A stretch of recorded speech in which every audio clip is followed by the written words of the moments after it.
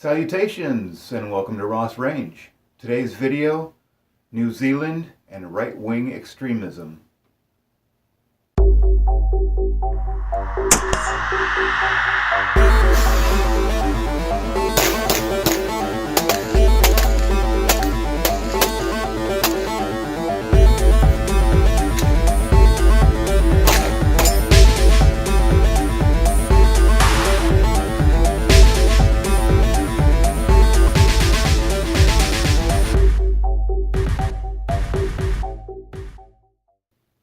So let's talk about the tragedy in New Zealand. Now I know it was a couple weeks ago, but I wanted to wait what I felt was a respectable amount of time before I came out on the internet with my opinion on the tragedy that happened there. And it is a tragedy. My heartfelt sympathies go out to the people of New Zealand, especially those close to, near and dear to the victims. I know that they're suffering. All of the people of New Zealand are suffering, I understand. And in this moment of crisis and suffering, you did something that I believe is irrational. You banned semi-automatic weapons. I don't know if you've banned all semi-automatic weapons or just rifles, but the point is that I don't believe that the object, the inanimate object, is the problem in your country. Just like it isn't the problem in our country. The problem in both of our countries and around the world is right-wing extremism. So banning the semi-automatic weapons isn't going to solve your problem because the object isn't the problem. This gentleman also, well, I'm not going to call him a gentleman. This killer also used a vehicle to get from one place to another to perform these killings. Are you banning vehicles? Are you banning automobiles? I mean, you're saying that he couldn't have killed all those people without a semi-automatic weapon. But he couldn't have killed all those people walking down the street with a bunch of weapons in his arms, right? Because he had like 5 and a lot of ammo, correct? How about clothing, shoes? I don't see that you have a ban on clothing, but don't you think that a naked guy walking down the street with an armload of ammunition and firearms might have given somebody a clue that something was going to go down? So why don't you ban cars and clothing? This is how we look at your semi-automatic weapons ban, with a critical eye, with a critical mind, rational, logical thought. You're going to ban semi-automatic weapons, but you're not going to ban all the other things that he used to commit this terrorism. And why is that? Because you're not thinking about it logically. You're thinking, well, if we ban semi-automatic weapons, then in the future, somebody won't have access to those weapons to do the same thing. So when somebody goes out and sets off a bomb, instead of using a firearm, or drives their vehicle into a crowd, then what are you going to do? You're going to ban anything that could possibly be made into a bomb? Are you then going to ban automobiles? Probably not. So, I don't see how banning semi-automatic weapons is going to prevent future killings. It will probably, this is of course assuming that every semi-automatic weapon in your country has been turned in, but let's just say that the next white supremacist, white nationalist, racist killing that happens won't be with a semi-automatic weapon, it'll be with something else. Because you haven't gotten to the root of the problem, which is the extremism. Because saying that the problem was the semi-automatic weapon is easy. Here's the thing. Let's get rid of the thing. He used the thing. Let's not talk about all the other things that he used. If you want to ban something that'll actually help the problem, you should ban right-wing extremism. But you don't want to do that because the line between right-wing extremism and just right-wing nuttery is pretty thin, right? Hard to tell when somebody's going to cross that line. And you don't want to invade the privacy of everybody who is right-wing or expresses conservative values, right? Of course not. I guess in New Zealand you probably don't have a Second Amendment, so you don't have the right to own a firearm. So I guess government can take your firearms if they want. Well, here in the United States, fortunately, the government can't do that because we have a Second Amendment. And we have it for a purpose, and that purpose is so that the government can't take your firearms from you. And then, when that government becomes tyrannical and decides that it wants to take other things from you, you have no recourse. You have no way to say, no, you can't do that. Because they'll just say, well, yeah, we can, and we'll send armed forces over there to take care of it. Here in the United States, we have the right to bear arms specifically to prevent that from happening. So they're talking about banning semi-automatic weapons here in the United States, calling them things like assault rifles and assault weapons, and categorizing things based on how it looks. Pretty ridiculous. So, there you have it. This is my opinion on the tragedy in New Zealand. You're not fixing the problem. We are not fixing the problem here in the United States. We are not fixing the problem around the world. Seems to be more and more right-wing extremism around the world, causing more and more violence. It's the ideology of white nationalism, white supremacy, racism, hatred, all born of ignorance and fear. This is what this extreme right-wing ideology is, all born of fear. Fear of the other. In Charlottesville, before somebody got in their vehicle and drove into a crowd and killed one person and wounded several others, no firearm needed. These right-wing extremists were marching together. Not marching, they were a rabble. Saying Jews will not replace us, right? What are Jews going to replace you in? The job market? I thought that was the Mexicans were coming to take your job. No, it's the Jews going to take your job? Or how are they going to replace you?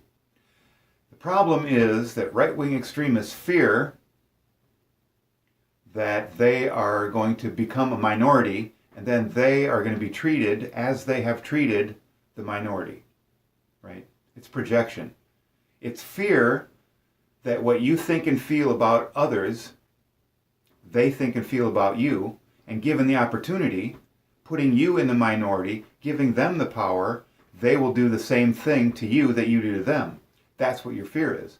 So you need to dehumanize and go after them because you're projecting your fear onto them.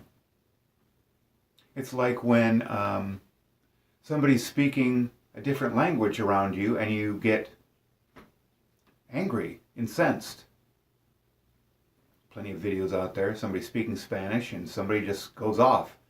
This is America, we speak English here. But the real reason that you're upset about that is because you're fearful that they're talking about you and you can't understand it.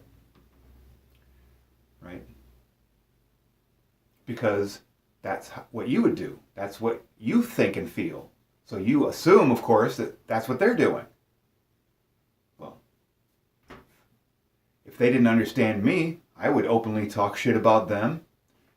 I don't understand them, so obviously they must be talking shit about me. So you speak English so that I can tell what you're saying. That way, if you're calling me a dumbass, I can say, yeah, well, fuck you. It's fear. It breeds your hatred. It breeds racism. It breeds white nationalism, white supremacy, and it breeds violence. Because what really happened is that this guy sat around talking with other white supremacists, other white nationalists, other racists, whether in person or on the internet. He was conversing with others of his ilk. And what happens is that this ideology spins off an idiot now and then, and they go out and commit murders in the name of their ideology, in the name of their fear, in the name of racism, white supremacy. Do I need to remind Americans of who it is that's committing the vast majority of terrorism in our country?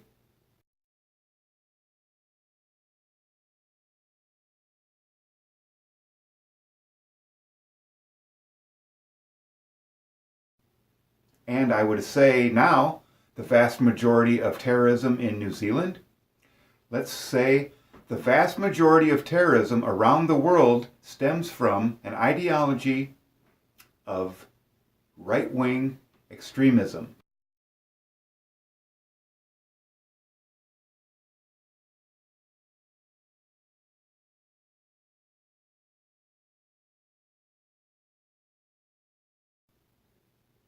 Whether you throw religion into there or not is irrelevant. It's just another thing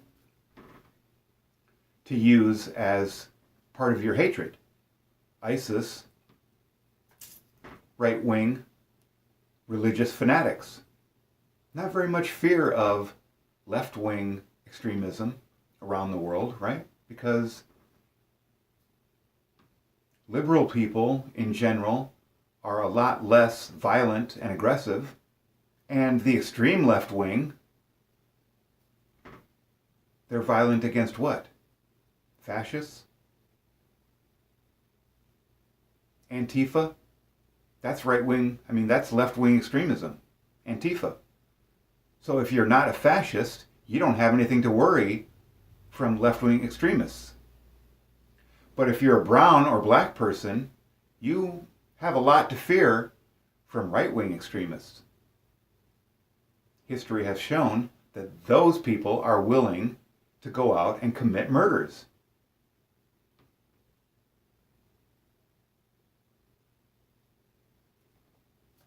So New Zealand, you've banned the wrong thing. Now, you're going to say, well, how do you ban an ideology, right? Well, we don't know, because we've been trying to stamp out extremist ideology in Iraq and Afghanistan and everywhere else in the Middle East that we can get our foot into, right?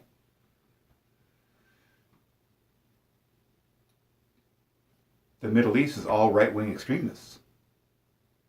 Even Israel has a very extreme right wing. And they are performing unspeakable acts against the Palestinians. And the Palestinians, in return, are also right-wing extremists. Well, at least the ones that are attacking Israel. And Israel is responding with their own extremism. Look around the world and think of all the places that you would not want to live. What do they all have in common? They're right-wing states. They're authoritarian, right-wing. A lot of them are religious fundamentalists. But the common denominator is authoritarianism, right-wing extremism. That's it.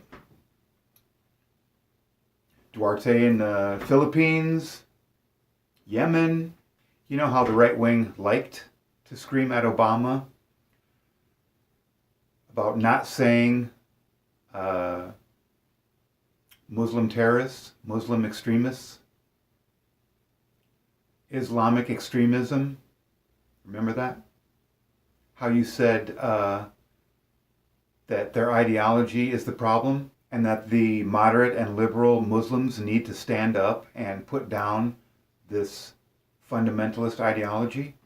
Why aren't those right-wingers, those conservatives, standing up and saying, we need to put down this fundamentalist ideology, right-wing extremism, right? It's a little bit of hypocrisy, right? You want the other people to fix their right-wing extremism, but you don't want to try and fix your right-wing extremism because you're part of that right wing. Now, I understand. Maybe you're not a racist. Maybe you're not a white nationalist. Maybe you're not a white supremacist. And you don't want to turn in Uncle Joe, or your brother Bobby, or your aunt, or your mother, father, sister, brother, friend, who sits around and says these fucking racist, white supremacist nonsense. You don't want to turn them in because they're too close to you. They're too close to the things that you believe. You may not believe all that junk, but you believe some of it. And therefore, like the Muslims, you don't want to rail against people who are going to ostracize you if you do. Your family, your friends. Yeah, I understand. If I was in your position, I might feel the same way, but I'm not, because I'm not that type of person. So the bottom line is, New Zealand, I think you've made a mistake. I hope you don't have any more of these tragedies. I hope we don't have any more of these tragedies around the world. But I think if you remove all of the firearms, if you could snap your fingers and all firearms would be gone, you'd still have the problem of extremist ideology. They're going to find a way to kill the people that they are afraid of. So, be safe. Be safe out there. Get training. Be kind. I mean, this could solve the majority of problems in the world. Empathy and kindness. Think about it.